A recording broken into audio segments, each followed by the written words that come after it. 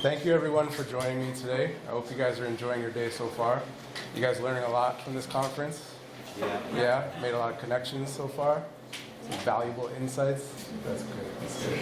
All right, so my name is Mark. I'm here today to talk about designing hybrid experiences for self-directed learning in higher education.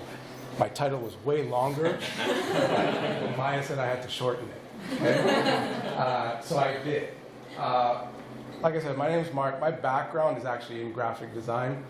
I focused in graphic design 20 years ago, went to Fanshawe College for that, eventually worked in the industry, started to get more into front-end web development. And as I went back to upgrade my skills in college, my teacher was retiring and asked me if I wanted to be a TA. And I said no, because I'm shy and I don't want to talk in front of you. But she said, you know what? You help everybody out. I think you should try it. So I tried, and eventually I started teaching more classes in what we call continuing education, so more towards adult learners. I then just really got a real sense of purpose from teaching and seeing how a lot of my design skills and fundamentals and principles that I had learned, whether it was in traditional graphic design or interactive media, actually applied to education. So I decided to actually add education to my learning and went back and got my master's in education, but specifically for learning technology. And that was about 2015. Fast forward, I get hired tenure professor at Humber Polytechnic, which is formerly a college. And now I'm currently focused on building experiences, whether it's through curriculum development, course design, scheduling, planning. I do a lot of student advising as well. But I still teach design classes, right? So I'm still connected with all the principles and the platforms that we use today. As someone in my role, I use multiple web platforms. Drupal is powering our Humber website, but we also use Blackboard as our LMS, if anyone knows what an LMS is, learning management system. So educators like me who are not trained as developers or designers still have to use these applications. Students have to use these applications to either get their content, upload content, right? So what I'm going to talk to you about today is actually how I hacked the system, the LMS, to gamify learning in my courses.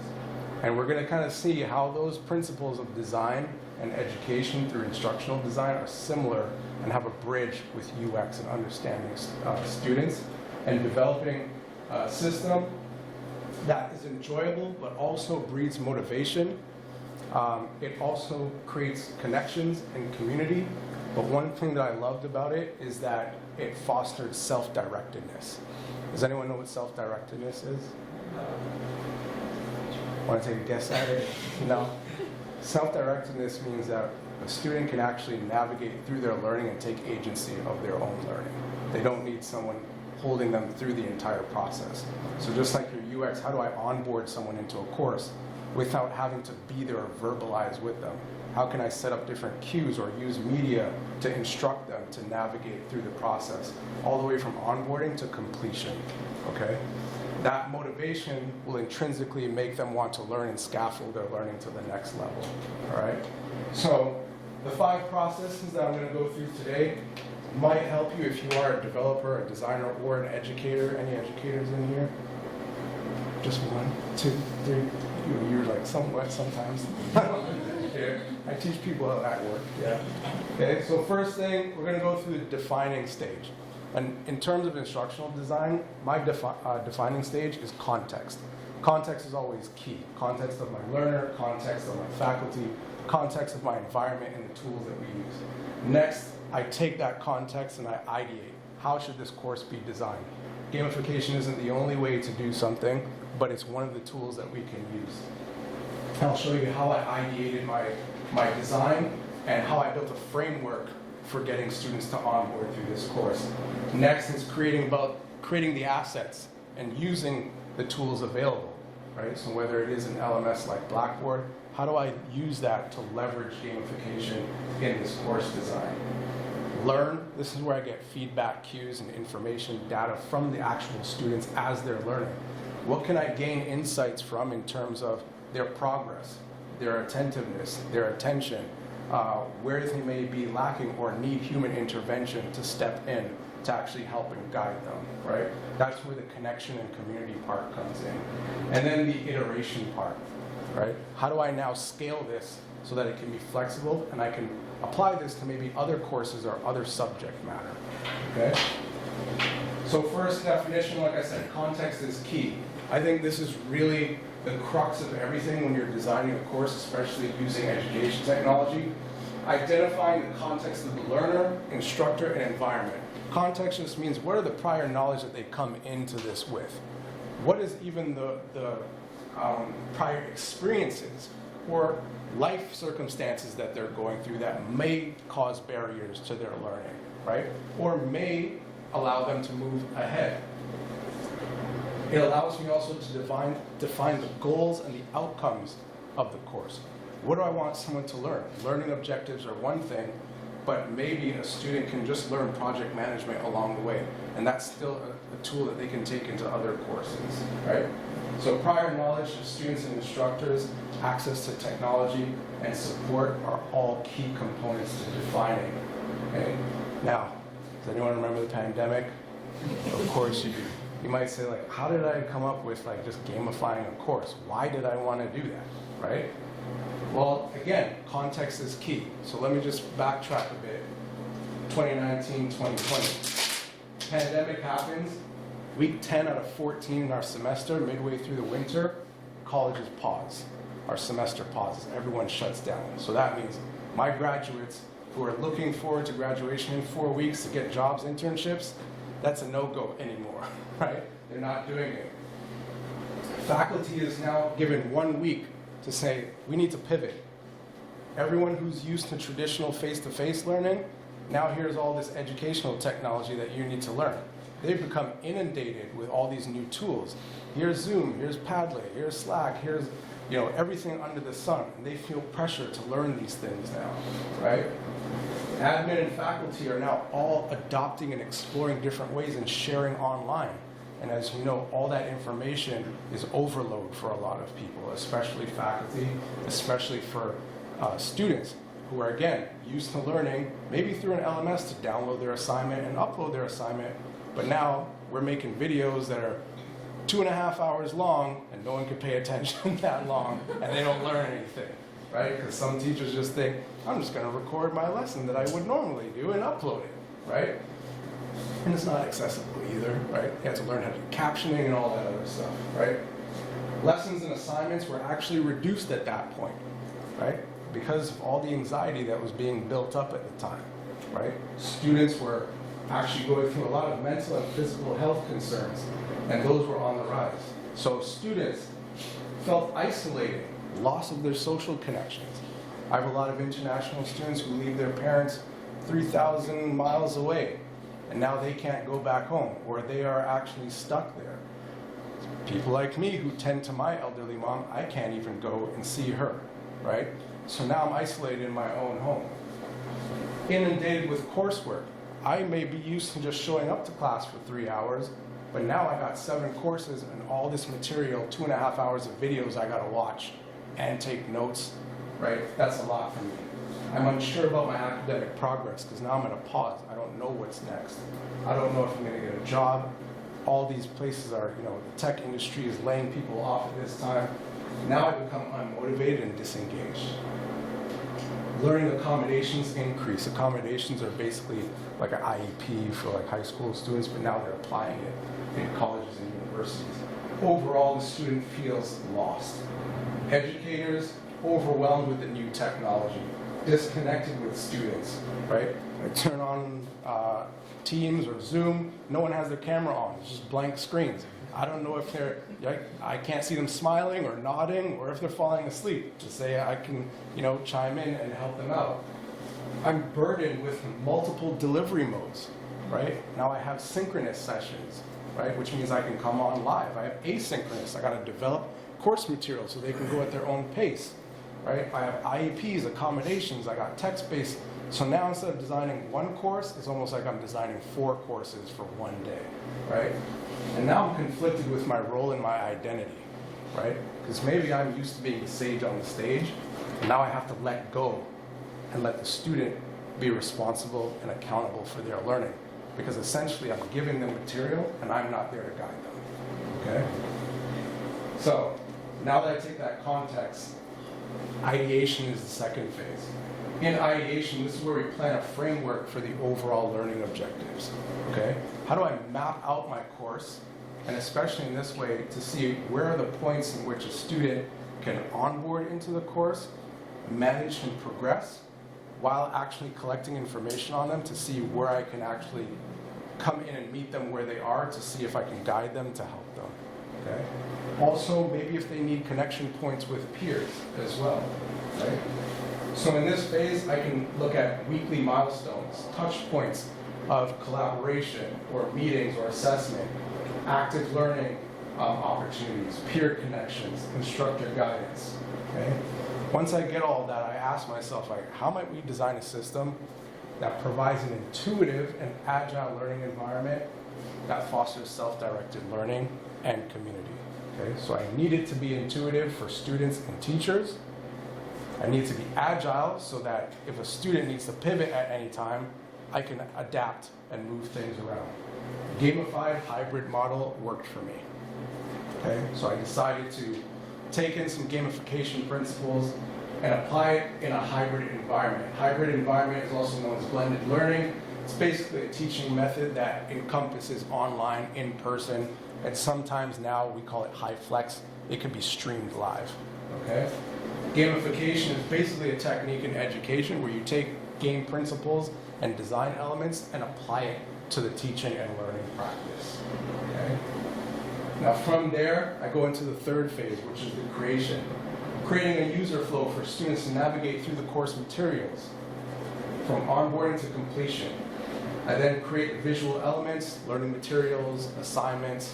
In this case, gamification, I started to use what's called badges or iconography that they can actually win and achieve these little milestones that they would collect.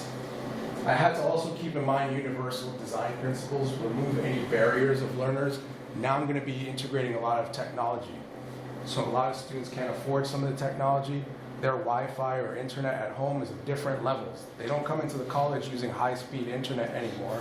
So now I got to be accessible for everyone so that they can stream these 2.5-hour videos that everyone seems to be recording, right? So now I might truncate and chunk out my video lessons. 10-minute tutorials, demonstrations, led with, or mitigate or in between with faculty intervention that can help them, no problem, that can help them guide them in their learning, okay? Also, we should take into account the context for all stakeholders, okay? So not only students, but also faculty, also administration. So the first thing in designing and creating my course, of course your course outline may have all of the outcomes or learning outcomes in them, but you can actually take those learning outcomes and design what we call a critical path at Humber Polytechnic. And this may look like a weekly agenda to someone, but when I map this out, I can see when do I start or assign an assignment, when is it due? What delivery modes am I planning for in my courses? F to F means face-to-face, synchronous means live online, async lab means that they're going at their own pace, right? Assessment check-ins, these are when students can actually meet with me for assessment, feedback, and grading immediately. You don't have to submit something to me and wait 2 weeks to get it back, right? I'm giving you what we call formative assessment. So meaning assessing you along the way, along your pathway. And that also builds relationships between the instructor and the student. Because if I meet with you for 5 minutes, 10 minutes, I could say, hey, how's your grandmother doing? How's your mom doing? And I can see what their motivations are, where their pain points are that may be affecting their learning, right? And I could be more understanding of that. And then I can get to, here's what you did, here's where you can improve, this is what you're doing well at, and then move on, here's your grade for now, let's move on to the next phase or milestone and move forward, okay? Your critical path can also show you where to put critique sessions in there. Critique, we actually do peer reviews, right? So we might pin up artwork on the wall and get students to critique it. You may critique it even as an instructor as well. So you want to build those opportunities there to build community also. Okay? The next step, this is Blackboard, where my friend from Guelph Humber now uses D2L, and I'm jealous of him, right? This is the old version of Blackboard, because I wanted to show you how I had to hack this system to make it actually look good. Okay? So the first thing I did was create all my weekly lessons into modules. Okay? So for instance, week 1 through 3 might be module 1, right? Because this is how you set up the gamification. Okay? You don't want them doing something like repetitive for every single week. Maybe it's just modules, and it's modules based on the content or the subject matter that they're learning. Okay? Through modules, we can put like quizzes in between there. We can put discussions. We can put active-based learning. We can add it to assessments and say, once you're done module 1, take this quiz or get this grade on an assignment or check in with your instructor or your peer, give discussion points or feedback. Once you achieve all these levels, you now can unlock module 2 and you will receive this badge to move forward. Okay? Now in Blackboard, we have something called adaptive release, which allows you to actually put this criteria into place, right? So I can say, this user can only see module 2 until they reach a level of 65% and above, right? Or 80% and above. So me, I try to like level it up, because most students just want to get by and get a pass, right? But if they are now going to achieve a goal and these badges, they actually want to get the cool looking badges to show off to all of their friends, right? So now I can up the level, and now they're focusing more on the learning and the design approach more than just the outcome, okay? So I can apply adaptive releases here, and that's where I start to apply the gamification. Once you now achieve these things, what do you get for it, right? In addition to a grade. So you have things like quizzes. If you do tasks, I have a different badge. If you do a completion level, you can get another one. If you're doing discussions with your peers, you can get a digital citizen badge, right? And here's some of the criteria that I created for them and some of the icons that I had made. So you would get your typography badge. This course is actually for a typography level 3 course that I designed. And so your typography badge would be given to you once you also have your course completion badge at the end there. It also came with a personalized micro-credential that I made up. Now the system wasn't really made for that, and we're not encouraged to use it for that in our regular courses. But with motivation going down and students not really, being apparent online, you got to give them some other incentive, right? So there's some thresholds there to achieve every different or each different badge, and for different tasks. So emerald badge for completing tasks, celebration badge for completing like a module quiz. Like I said, digital citizen badge if you are helping your peers or giving critique, support, things like that. Next, I would integrate touch points. So not only touch points from peer to peer, but peer or student to instructor, okay? So again, the LMS or the learning management system, you can collect data to see how many hours is this person on your course, right? How many days are they there? How many attempts did they do for this quiz or this assignment? If there's multiple attempts, I can intervene or I can flag a notification to say, book an appointment with your instructor, or have you checked with a peer, right? So I can actually motivate them to go into that if they ever fall behind. So I can kind of direct them. Things that you can use externally for this are things like I've used Calendly or Microsoft Teams for booking one-on-one meetings, whether it is just for assessment meetings or specifically at this time, just to catch up, right? Just to kind of see, how are you doing, right? The fourth phase is learning, and this is where I start to take all of the information that I've gathered. So once you learn, you're basically delivering your course at this point, right? There's no better teacher than experience. So once I facilitate the course, this is where I can gain insights. Now, before I did something like this, I'd always just speak to students along the way, right? Sometimes they have in-class assignments, and I just talk to them and see how they're doing or what they're feeling, what are they thinking about, right? And those sort of like involuntarily or indirect experiences really got me thinking about how much more students come into the learning space with, rather than just the incentive of learning or getting a diploma, right?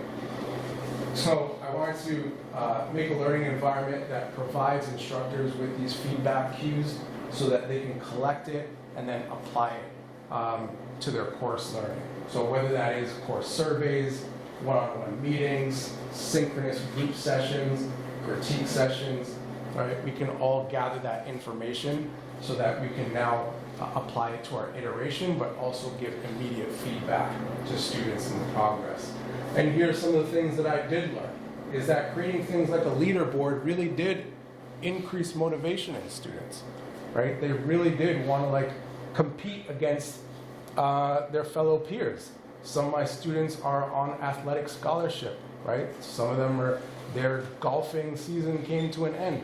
They have to let out that competitive spirit somewhere, right? So we get them into gamification. Some are into esports, and some connect with friends that way. So there was a bridge of, here's your competitiveness, here's how to make friends, but here's how to learn. And there's also all these other different educational, or Web 2.0 really kind of applications that we can actually adapt for education. So we can take Discord, for instance, and make community groups there as well. Okay. So now they are now collecting all of their achievements. This is actually some of their feedback, right? So even some of the adult learners are really interested in collecting this, and now their learning is just more intrinsically developed. They're moving along and progressing at their own pace. They don't feel like they have to just keep up with everybody. They know that now your learning is your own journey, right?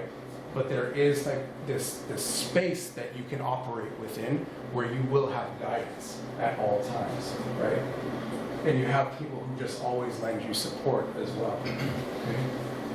The last part is the iteration portion of it. And this is basically where you would actually see opportunities for developing your course further and adding on to them. So currently in my program, as of 2024, students are now back in the classroom, but we still offer hybrid learning, right? So now in our schedules, we look at what course material can be remote online, and when do we actually need to bring them in to use the facilities to actually do active-based learning, right? I don't want you to just sit here for a lecture when you don't need to be and you can read on your own, because now we've developed your self-directedness, right? So now we can bring them in for things like studio sessions, workshops, industry partnerships or talks that they come in for, field trips. We can then live stream a lot of the learning as well. And some really cool things I'm going to show you in a bit. You'll see how we can actually solve some of the issues of space within the college too. Sometimes my classrooms are not in the best setting environments, right? It's just 4 walls that look more like an institutionalized area, right? So here we've used Padlet boards to not only have a section of a course, because in my program we have multiple sections, right? So I might teach a subject, but there might be 3 sections of it with 3 different cohorts of students. Now we can merge all of them together. They can all share their work, comment on it, get feedback, rather than just learn within their immediate classroom. We use spatial.io to make virtual learning spaces. So at that time, I was doing lectures in virtual environments, right? No one wanted to put their pictures up or turn the camera on, but everyone wanted to make an avatar, right? So we can all post up our work, and we can walk around and navigate, and you can put on your goggles if you wanted to, or just look on your phone and move around and comment. You can hear each other's voices, and they're talking and sharing ideas, right? I can give lectures, or we can do showcases, right? When I can't book a room in a physical space, okay, I'll make a virtual one, right? And then I can utilize that. Okay? Before this pandemic, I actually worked on a typographic educational game for iOS and Android. And this was a research project to see, really how I can get students to stop using Lobster and Comic Sans. So I was playing on my old Mac one day, and there was a shooting game, and I was like, it'd be pretty cool to destroy these fonts and get people that actually love doing that too. So this game actually encompasses some foundational tools to say, the history of type, the type anatomy, and get them to give these cues, but also learning that, you know what, I kind of don't like lobster, you know? So I'm going to keep shooting at it, and then when I actually do a project, I'm never going to use lobster again, right? So these are all different gamification games. Now for faculty who are really kind of apprehensive of taking on learning technology, I utilize a Notion wiki, and I built basically a hub for them to onboard, right? Here's a space of getting started in your course, even when we have new faculty. What are some things you need or some things you need to know about the environment in which you teach? Contacts to know, academic misconduct, and more importantly, course design. How do you design your course, right?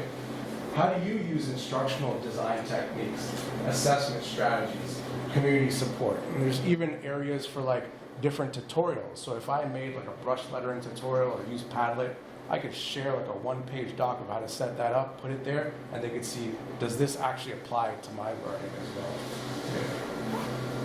There's also communities of practice, which I actually built for teachers as well, using Teams. So they can now share ideas of how to use different types of educational technology in their own teaching and learning practice. And now we have things like field trips, tours that students take part of, and we bring them in an outside of learning environment, right? We actually get them to engage in more wellness opportunities. Yes, I teach typography, but I still want to teach them calligraphy because they can join together and do something a bit more tactile, right? And that allows them to actually build relationships. And this is something that's really just a shell right now, but the next step is an AI design tutor that I'm working on, where students can actually upload their work, enter in a prompt, and get feedback on the design to correct things like proximity, spacing, contrast, alignment, color, accessibility, right? So with this, an indirect learning opportunity is I can only write a prompt if I understand what I'm doing, right? So now I have to understand what proximity is in order for me to ask it the question, okay? And so in summary, you know, when you're designing your courses for hybrid learning experiences and you want to increase motivation and also self-directedness, focus on the student experience for in-person and online for both. Develop an onboarding process using modules and adaptive releases. Create opportunities for collaboration between all stakeholders involved. You can leverage Web 2.0 and 3.0 technologies and apply them for education. And you can basically provide resilient and flexible learning environments where learners and instructors can foster that connection between each other and also develop their agency. So that's my talk for today. Thank you all for joining me. If you have any questions, my information is there. Thank you. Thanks so much.